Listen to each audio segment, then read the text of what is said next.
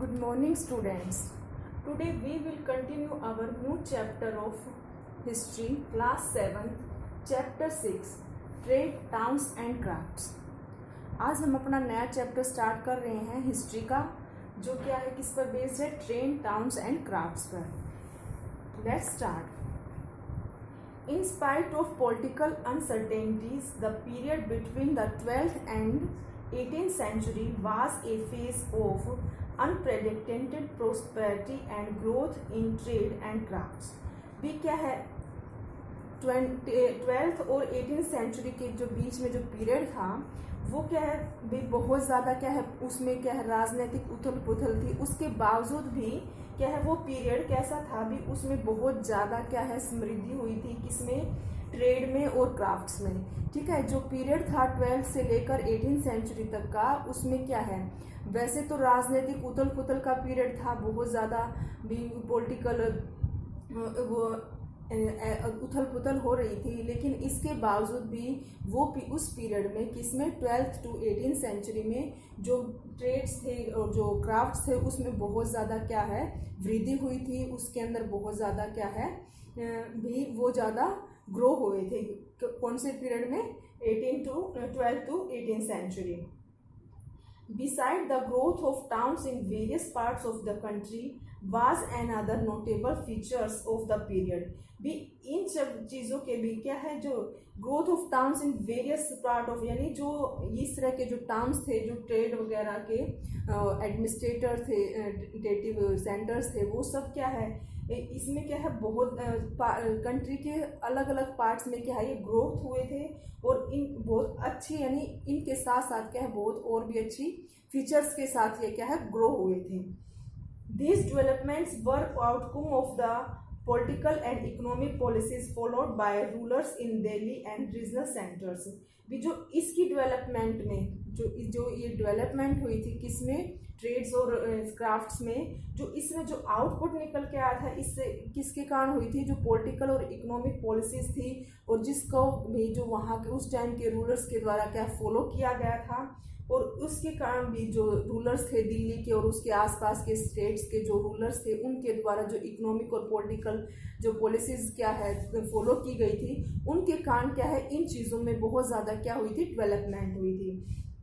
तो कुछ क्या है इसमें उस टाइम पे जो कुछ जो फॉरेनर्स जो ट्रैवलर्स थे वो आए, उन्होंने भी उस टाइम पीरियड के बारे में काफ़ी कुछ बताया है. जैसे एक मोरक्को का ट्रैवलर था Ibn Battuta, who visited India during the सल्तनत पीरियड, जो भी सल्तनत पीरियड के दौरान भारत में आया था. Describe the flourishing market of the big cities in Gangetic plains, Malwa, Gujarat and southern India.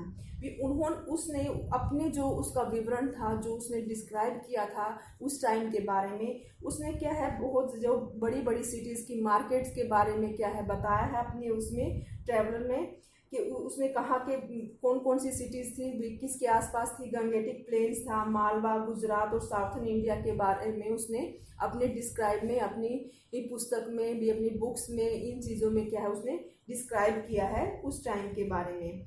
The establishment of a sound currency system during the सल्तनत period thus provide a flip to the urban economic. जो उस time का जो जब सल्तनत period के दौरान जो करेंसी में जो करेंसी सिस्टम था उस पीरियड का, सल्तनत पीरियड का, तो उसके कारण क्या है जो अर्बन यानी जो शहरी इकोनॉमिक थी उसमें क्या है बहुत ज़्यादा फुलफिल हुई थी. वो किसके कारण, जो उस टाइम का जो करेंसी सिस्टम चला हुआ था.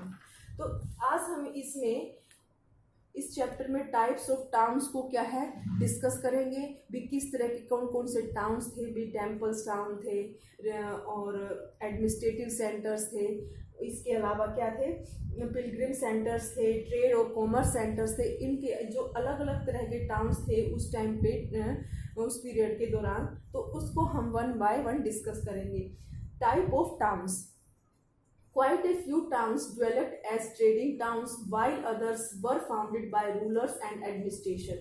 जो भी कुछ तो टाउन्स भी खाली व्यापार के लिए, जैसे जो खाली ट्रेडिंग यानी व्यापार के लिए जो डेवलप हुए थे, और क्या है वाई, और उसके अलावा भी ट्रेडिंग टाउन्स के अलावा भी क्या थे, were founded by the rulers and administration, और वहाँ और दूसरे टाउन्स भी थे जो क्या है, जो वहाँ के रूलर्स और एडमिनिस्ट्रेशन के द्वारा क्या है फाउंडेड किए गए थे, बनाए गए थे। किसके अलावा, ट्रेडिंग टाउन्स के अलावा। Towns could be categorized into temples towns, commercial towns, port towns and administrative centers. भी टाउन्स को हम अगर भी डिवाइड करते हैं तो कौन कौन से उसमें कैटेगरीज में डिवाइड करेंगे हम, जैसे टेम्पल टाउन्स हैं, commercial towns, port towns, administrative centres. ठीक है। Most of towns combined several functions. They were administrative centers, temple towns, as well as center of commercial activities and craft production.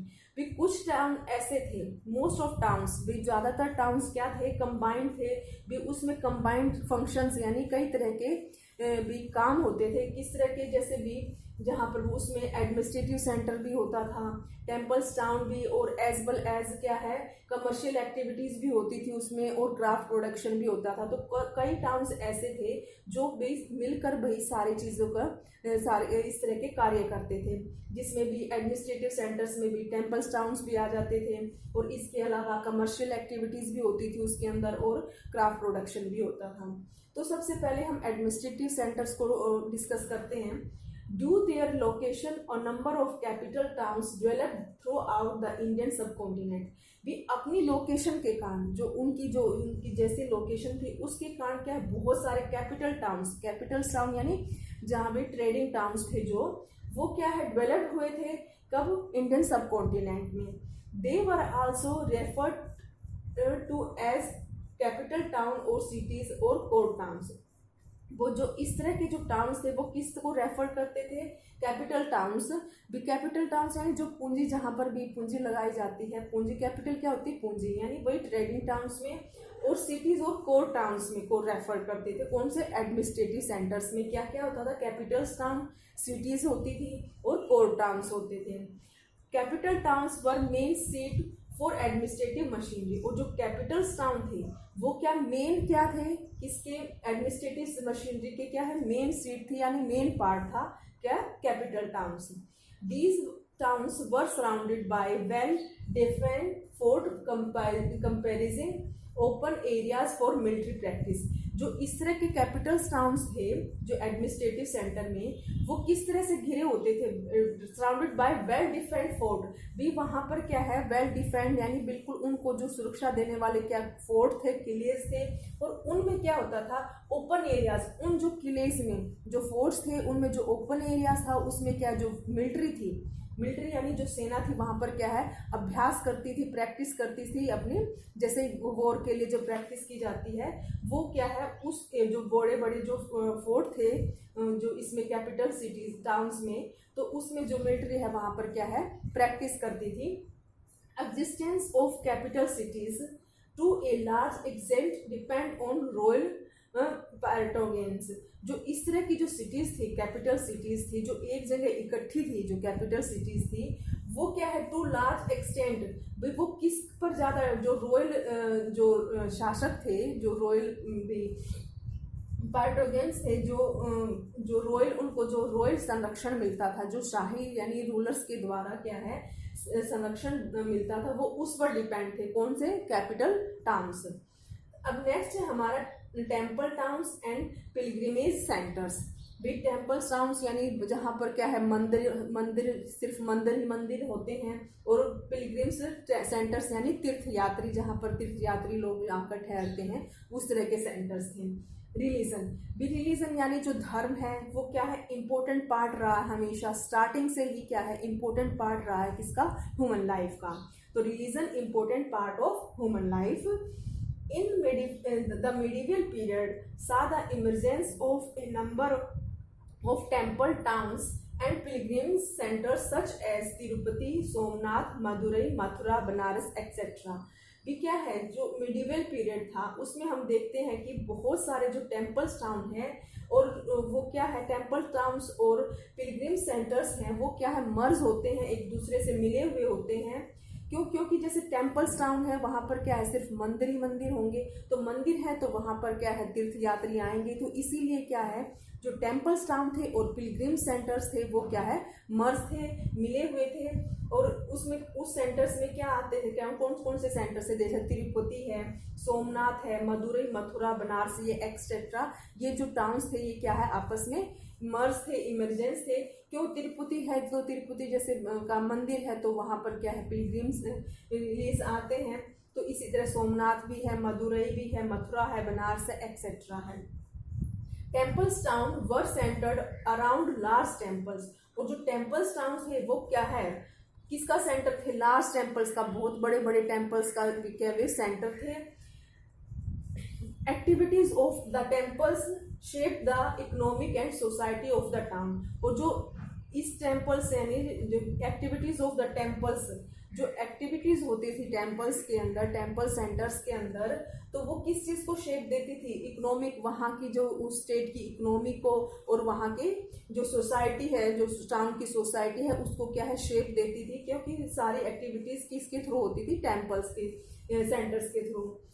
A variety of people congregated around temples to participate in the trade, agriculture, banking and craft production which were organized and promoted by the temples। और जो बहुत तरह के जो लोग थे, यानी उस टेम्पल्स में क्या है, अलग अलग टेम्पल सेंटर्स में, टाउन्स में अलग अलग तरह के लोग आते थे, अलग अलग जगहों से आते थे। तो इसके कारण क्या है, वो किस तरह से जो उस टेम्पल्स के भी वो क्या है, पार्टिसिपेट करते थे, किसमें, वहाँ पर उस तरह की एक्टिविटीज़ भी होती थी भी, जैसे हमने स्टार्टिंग में पढ़ा था भी, कुछ ऐसे सेंटर्स थे जो जिसमें क्या है, सेवरल टाइप्स ऑफ एक्टिविटीज़ होती थी। तो इसी तरह टेम्पल्स जो टाउन्स थे उसमें भी अलग अलग देश से, अलग अलग जगहों से जो पीपल आते थे, वेराइटी ऑफ पीपल्स थी, वो क्या है, कंजरगेटेड अराउंड, इसमें क्या है, भी एकत्रित होते थे, अलग अलग तरह के लोग जो अलग अलग स्टेट से, अलग अलग जगहों से आते थे, तो कंजरवेटेड अराउंड, तो वहां पर क्या इकट्ठे होते थे, टेम्पल्स टू पार्टिसिपेट, उस टेम्पल्स में इकट्ठे होते थे, और किसमें पार्टिसिपेट करते थे, इन ट्रेड यानी व्यापार में, agriculture, banking and craft production में, which were organised and promoted by the temple. और जो ये चीजें हैं, ट्रेड है, एग्रीकल्चर है, बैंकिंग है, क्राफ्ट प्रोडक्शन है, ये सब चीजें कौन ऑर्गेनाइज करता था और प्रमोट करता था, ये सब चीजें क्या है, टेम्पल्स के द्वारा ऑर्गेनाइज और प्रमोटेड की जाती थी। इसके बाद the pilgrimage centres received regular patronage from devotees, pilgrims and rulers, और जो पिलग्रिम सेंटर्स थे, जो तीर्थ यात्री सेंटर्स थे, वो क्या है, उन्हें संरक्षण कहाँ से प्राप्त होता था, उन्हें कहाँ से संरक्षण प्राप्त होता था, डिवोटीज यानी जो भक्त थे, लोग थे, पिलग्रिम्स थे जो तीर्थ यात्री थे, और रूलर्स, और वहाँ के रूलर्स के द्वारा उन्हें क्या है, इन जो पिलग्रिम सेंटर्स थे उनको क्या है, संरक्षण प्राप्त होता था। all of whom contributed to their rapid growth, और ये सब चीजें ही, जो ये चीजें भी इनके द्वारा जो की जाती थी, जो डिवोटीज के द्वारा, पिलग्रिम्स के द्वारा, रूलर्स के द्वारा, यही चीजें क्या है, उस चीज को, यानी जो सेंटर्स थे, ये टेम्पल्स, टाउन्स और पिलग्रिम सेंटर्स थे, उनको क्या है, बहुत तेजी से वो क्या है, ग्रोथ करते थे। किसके कारण, उन लोगों के द्वारा जो संरक्षण दिया जाता था उसके कारण क्या है, ये बहुत जल्दी भी इनमें ग्रोथ होती थी, यानी इनमें भी डेवलपमेंट होती थी।